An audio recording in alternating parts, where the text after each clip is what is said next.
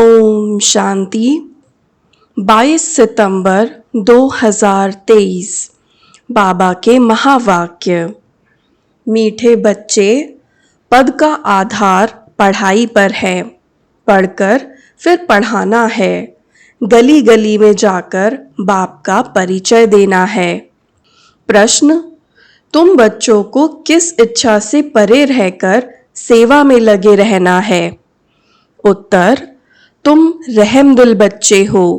तुम्हें किसी से पैसा लेने की इच्छा नहीं रखनी है। इस इच्छा से परे रहकर दान करने की सेवा में, दूसरों को आप समान बनाने में लगे रहना है। बुद्धि में रहे, जिसकी तकदीर में होगा वह बीज अवश्य बोएंगे। अगर कोई वाचा या कर्मणा सेवा नहीं कर सकते हैं तो धन से भी सहयोगी बनते हैं। गरीब बच्चे तो चावल मुट्ठी देकर महल ले लेते हैं।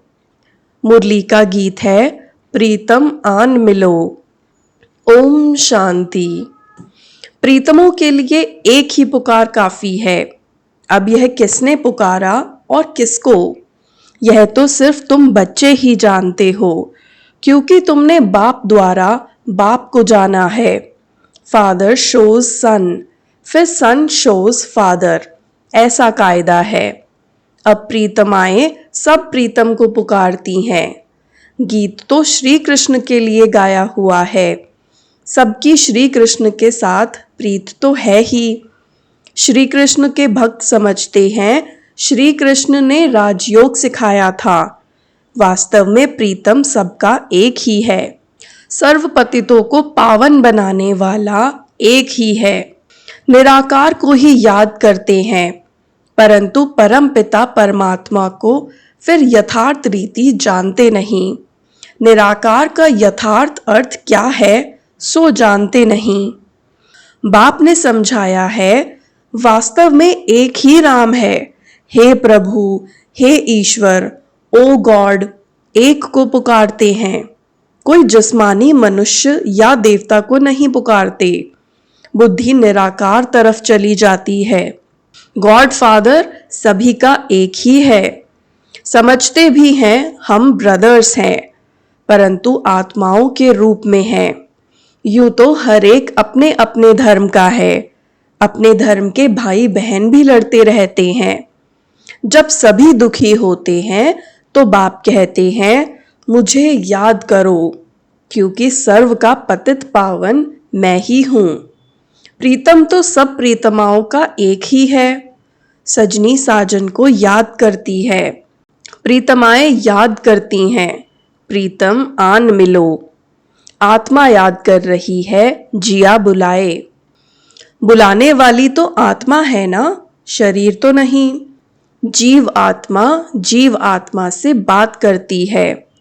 दुनिया में मनुष्य तो देह अभिमानी होने कारण अपने को शरीर समझते हैं। तुम बच्चों को यह पक्का पक्का समझना है कि जीव की आत्मा बुलाती है। आत्मा प्यार करती है। शरीर शरीर से प्यार नहीं करता। आत्मा शरीर धारण करती है। इस समय का प्यार भी अशुद्ध है। देवी देवताओं का प्यार तो बहुत शुद्ध होगा ना।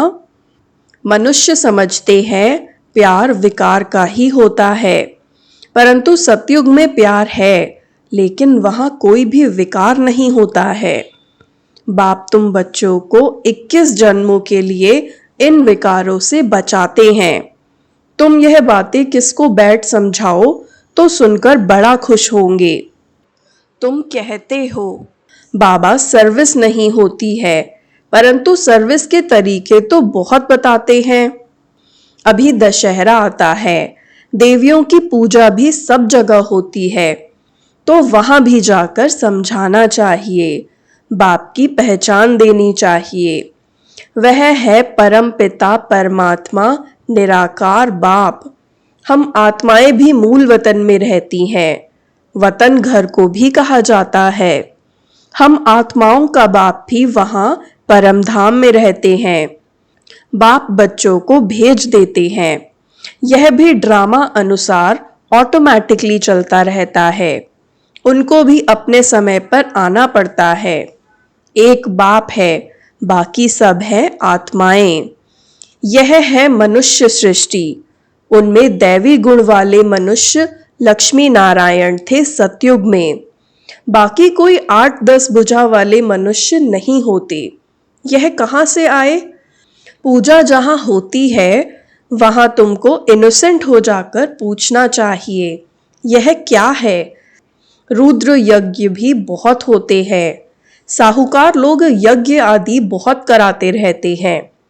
तुम कहाँ भी रमण कर सकते हो। तुम रमता योगी हो।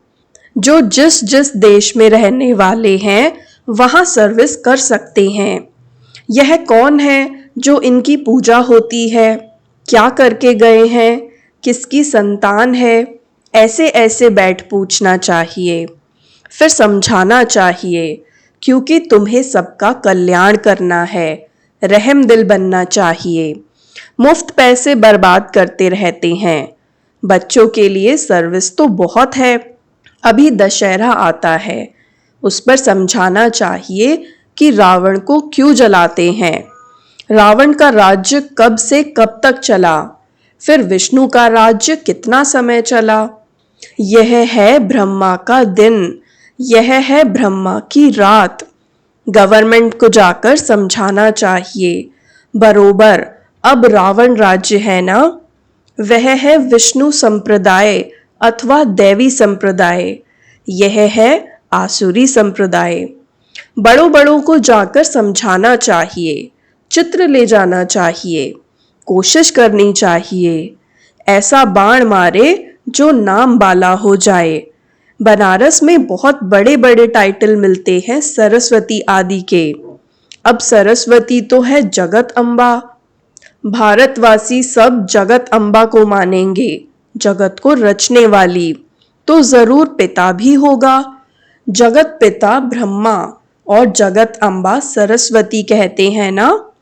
सरस्वती भी ब्रह्मा की बच्ची है, ब्रह्मा की मुख वंशावली है। ब्रह्मा को फिर रचने वाला कौन? गाया जाता है शिव परमात्माए नमः। वह हो गए देवताए नमः। तो देवताओं का रचयिता वह शिव परमात्मा हो गया, उनसे वर्षा मिला होगा। तो तुम बच्चों को समझाने निकलना पड़े ना। जो जो अच्छे समझदार हैं उन्हें सर्विस करनी चाहिए। बाप तो गली गली में नहीं जाएंगे, यह बच्चों का काम है। सर्विस नहीं करते हैं तो समझेंगे सर्विसेबल नहीं है, तो पद भी ऐसा ही पाएंगे। भल बच्चे तो बने हैं, परंतु पढ़ाई पर सारा मदार है। जो जास्ती पढ़ेंगे वह ऊंच पद पाएंगे। पढ़े हुए के आगे अनपढ़ भरी ढोएंगे। पुरुषार्थ ऊंच पद पाने का करना चाहिए। यह शिव बाबा सम्मुख समझा रहे हैं। बाहर वाले बच्चे भी समझेंगे।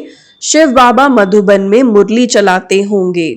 मुरली नहीं आती है तो बच्चे हैरान हो जाते हैं, सोचते हैं शिव बाबा की मुरली क्यों नहीं आई? क्योंकि शिव बाबा की मुरली से ही हमारा जन्म हीरे जैसा बनना है। मुरली तो रोज सुनना चाहिए। 7 रोज की मुरली भी अगर किसके पास जाए, वह बैठ पढ़े तो कितनी खुशी मिल जाए। पढ़ना जरूर चाहिए। कोई भी लूला लंगड़ा गूंगा भी यह पढ़ सकते हैं। कैसे भी, बुखार में, बीमारी में भी मुरली जरूर पढ़नी चाहिए। तुम सिर्फ बोलो तुमको 2 बाप हैं, तो जिसे वर्षा लेना होगा वह उसी समय इन 2 अक्षरों से भी समझ जाएंगे। यह नॉलेज ही ऐसी सहज है। बाप को याद करने से सारा चक्र बुद्धि में आ जाता है। जितना बुद्धि में चक्र फिराएंगे तो चक्रवर्ती बनेंगे। बाप कहते हैं जो मेरे भक्त हैं अथवा लक्ष्मी नारायण आदि को मानने वाले हैं, उन्हों को समझाओ तुम ही देवी देवता थे। 84 का चक्र लगाया, अब फिर देवता बनो। यह बाबा भी लक्ष्मी नारायण का भक्त था ना। पुजारी से फिर पूज्य बनते हैं। लक्ष्मी नारायण पूज्य है ना। तुम लक्ष्मी नारायण के मंदिर में जाएंगे, कहेंगे कल इनकी पूजा करते थे, आज हम वह बन रहे हैं। समझाना तो बड़ा सहज है, तुम बच्चों को रहमदिल बनना है। जिसको सर्विस का शौक होगा वह सिखलाने वाली ब्राह्मणी का साथ पकड़ेंगे। हमको बैठ समझाओ, तुम खाते हो शिव बाबा के भंडारे से, तो शिव बाबा की सर्विस करनी पड़े ना। सभी शिव बाबा की भंडारी में डालते हैं, समझते हैं हम शिव बाबा की भंडारी से खाते हैं, तो मनसा वाचा कर्मणा सर्विस करनी चाहिए। यहाँ तुमको कितना मजा आता है, वह मजा घर में आ न सके। मनसा सर्विस भी करनी है, याद करना है, पवित्र बनना है, शंख ध्वनि भी करनी है, कर्मणा कोई भी यज्ञ सर्विस करनी है। शुरू में मम्मा बाबा भी बर्तन मांजते थे, गोबर के छेड़े कंडे बनाते थे, देह अभिमान तोड़ने के लिए सब करते थे। अभी फिर बहुतों में दिन प्रतिदिन देह अभिमान बढ़ता जाता है। यज्ञ का खाते हैं तो सर्विस भी करनी चाहिए। बाप को याद करने से विकर्म विनाश होंगे, सर्वव्यापी कहने से विकर्म विनाश कैसे होंगे? सर्वव्यापी कहने से तो बुद्धि का योग लग नहीं सकता। तो यह सेवा सबकी करनी है, दान देना है। वह सेवा नहीं तो स्थूल सेवा करो, वह भी नहीं कर सकते हो तो धन की सेवा करो, तो वह भी सर्विस हो जाएगी। बीज बोया जाता है तो उनका फल निकलता है। यहाँ चावल चपटी देने से महल मिल जाते हैं। किसको भी कहना नहीं है कि बीज बो, तकदीर में नहीं होगा तो कभी बुद्धि में आएगा ही नहीं। साहूकार लोग होते हैं तो 5 लाख का भी इंश्योरेंस कराते हैं, गरीब होगा तो 500 का इंश्योरेंस कराएगा। यहाँ फिर गरीब सबसे जास्ती इंश्योर करते हैं। गरीब के चावल मुट्ठी भी साहूकार के धन से इक्वल हो जाते हैं। मम्मा ने देखो क्या इंश्योर किया, तन मन से देखो कितनी सेवा की। बहुत धन देने वालों को भी इतना पद नहीं मिल सकता जितना उनको मिलता है। तुम हो नर से नारायण बनने वाले, यह नॉलेज है ही स्वराज्य योग्य। हर एक की बुद्धि समझ सकती है। हम मम्मा बाबा को फॉलो करते हैं, पुरुषार्थ करना चाहिए ना। यह ज्ञान सागर तो गलियों में नहीं जाएगा। न बाबा पब्लिक में भाषण कर सकते हैं। बाबा कहते हैं मैं तो बच्चों के सामने बैठ भाषण करूंगा, मैं सबका बाप हूँ। तुम माताएं कुमारियां हो, तुमको जाकर भाषण करना है, फिर भी तुम बीके हो। अभी जगत अम्बा पर कितना बड़ा मेला लगता है, कुछ तो सर्विस करके गई है ना। तुम बतला सकते हो, वहां बहुत सर्विस कर सकते हो। सर्विसेबल बच्चे आप ही सर्विस करते रहेंगे, जो आप ही करे सो देवता। सुबह को जाओ, रात को लौट आओ। सर्विस करने की हिम्मत चाहिए। बहुत अच्छे अच्छे बच्चे हैं, परंतु कोई न कोई बंधन में है। रुद्र ज्ञान यज्ञ में अबलाओं पर अनेक प्रकार के विघ्न पड़ते हैं, प्रैक्टिकल में देख रहे हो। तो बाप से यदि वर्षा लेना है तो सर्विस में तत्पर रहना है, श्रीमत पर चलो। हाँ, लौकिक माँ बाप आदि हैं तो उनकी सर्विस भी करनी है, साथ साथ यह सर्विस भी करना है। बॉम्बे में भी अम्बा के मंदिर में बहुत जाते हैं, वहां भी जाकर सर्विस कर सकते हो। हाँ, ऐसे जो सर्विस करेंगे उनको गवर्नमेंट भी शरीर निर्वाह अर्थ देने के लिए तैयार है। यदि कुछ भी समझने वाले नहीं हैं, फिर भी मेहनत करो, कोई ना कोई निकल आएगा। सर्जन बहुत चाहिए। तुम हो अंधों की लाठी, तुम बच्चों के लिए सर्विस तो ढेर है। तुमको कोई से पैसे आदि लेने की इच्छा नहीं है, तुमको तो रहमदिल बनना है। रहमदिल बाप के बच्चे भी रहमदिल, जो बहुतों को मार्ग बताएंगे, वह पद भी ऊंच पाएंगे। सुनते तो बहुत है ना, यहां से गए तो फिर भूल जाता है। नंबरवार धारणा करते हैं, इसमें बड़ी अच्छी मेहनत करनी चाहिए। 21 जन्मों का राज्य भाग्य मिलता है। कम बात थोड़ी ही है। जैसे गवर्नमेंट कहती है सोना हराम है, बाप भी कहते हैं नींद को जीतने वाले बनो, रात को भी कमाई करो। कोई शरीर छोड़ते हैं तो समझते हैं ड्रामा में उनका इतना ही पार्ट था। अन्य बच्चे जो होते हैं वह आते हैं। कोई तो बहुत आंसू बहाते हैं, पछताते हैं हमने सर्विस नहीं की, बाप का कहना नहीं माना। ऐसे ऐसे भिन्न भिन्न प्रकार के होते हैं। बाबा साक्षात्कार कराते हैं, तुमको कितना कहते थे सर्विस कर आप समान बनाओ, तुमने कुछ नहीं किया, फिर रोते हो। धर्मराज के आगे भी रोते हैं, मार खाते हैं। इम्तिहान हो गया, रिजल्ट निकल गई, फिर रोने से कुछ फायदा होगा क्या? अभी प्रीतम आया हुआ है, प्रीतमाओं को ले जाने। कहते हैं आओ तो हम तुमको विश्व की महारानी बनाएं, जो पुरुषार्थ करेंगे वह बनेंगे। स्टार्स में भी नंबरवार होते हैं, कोई तो बहुत चमकते हैं। तुम पुरुषार्थ कर रहे हो, ऊपर में तुम्हारी पिछाड़ी के रिजल्ट का यादगार है। अभी तो ग्रहण लगता है ना, चलते चलते ग्रहचारी बैठ जाती है तो तूफान से निकल नहीं सकते। ग्रहण लगा, यह गिरा। ग्रहण बहुतों को लगता है। ग्रहचारी माता पिता को भी भुला देती है। परिपूर्ण तो कोई बने नहीं है। माया भी रुस्तम से रुस्तम हो लड़ेगी। अच्छा, मीठे मीठे सिकिलधे बच्चों प्रति मात पिता बाप दादा का याद प्यार और गुड मॉर्निंग। रूहानी बाप की रूहानी बच्चों को नमस्ते। रूहानी बच्चों की भी रूहानी बाप दादा को याद प्यार गुड मॉर्निंग और नमस्ते। धारणा के लिए मुख्य सार। पहला, रमता योगी बन सेवा करनी है। मनसा वाचा कर्मणा किसी भी प्रकार की सेवा में बिजी जरूर रहना है। दूसरा, रात को जाग कर कमाई करनी है, नींद को जीतने वाला बनना है। मुरली किसी भी परिस्थिति में जरूर पढ़नी है।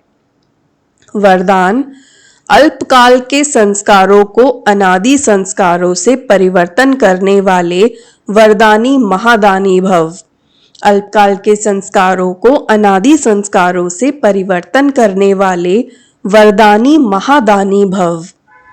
अल्पकाल के संस्कार जो न चाहते हुए भी बोल और कर्म कराते रहते हैं, इसीलिए कहते हो मेरा भाव नहीं था, मेरा लक्ष्य नहीं था, लेकिन हो गया। कई कहते हैं हमने क्रोध नहीं किया, लेकिन मेरे बोलने के संस्कार ही ऐसे हैं। तो यह अल्पकाल के संस्कार भी मजबूर बना देते हैं। अब इन संस्कारों को अनादि संस्कारों से परिवर्तन करो। आत्मा के अनादि ओरिजिनल संस्कार हैं सदा संपन्न, सदा वरदानी और महादानी। स्लोगन, परिस्थिति रूपी पहाड़ को उड़ती कला के पुरुषार्थ द्वारा पार कर लेना ही उड़ता योगी बनना है। परिस्थिति रूपी पहाड़ को उड़ती कला के पुरुषार्थ द्वारा पार कर लेना ही उड़ता योगी बनना है। ओम शांति।